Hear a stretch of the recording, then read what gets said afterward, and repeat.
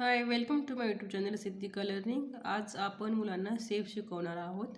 त्या रिलेटेड काही ऑब्जेक्ट देखील मुलांच्याकडून करून घेणार आहोत, जेणेकरून मुलांच्या लक्षात राहण्यासाठी मदत होते आणि मुलं ओळखायला शिकतात सेप आणि ऑब्जेक्ट.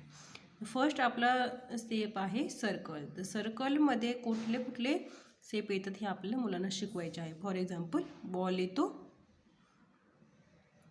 बॉल, ऑच किंवा आपले नाणे देखील असतात, रुपया वगैरे जे असतात ते कॉईन ते देखील येऊ शकतात सर्कलमध्ये. ते आपण मुलांना शिकवायचे आहेत सर्कलमध्ये.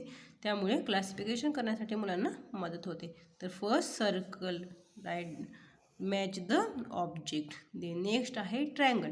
ट्रायंगल शेपमध्ये काय येतं ते देखील आपल्याला आपल्या आसपास ज्या वस्तू असतात त्या मुलांना कंपॅरिझनमध्ये शिकवायच्या आहेत, किंवा अशा प्रकारच्या वर्कशीट तुम्ही मुलांच्याकडून सॉल्व करून घेऊ शकता.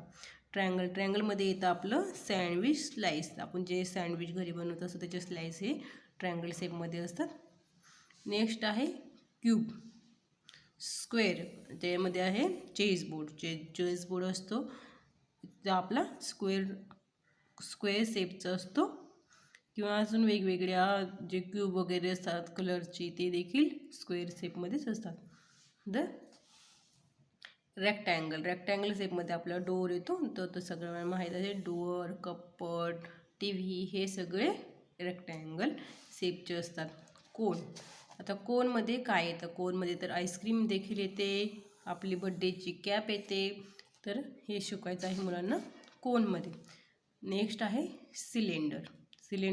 सिलेंडर शेपमध्ये आपला गॅसचा सिलेंडर येतो.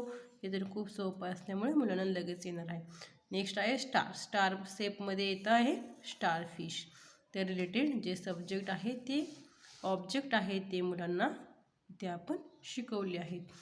अशा प्रकारचे तुम्ही वेगवेगळे देखील ऑब्जेक्ट घेऊ सब्जेक्ट शेप आणि ऑब्जेक्ट घेऊ शकता आणि मुलांना शिकवू शकता. Thank you for watching.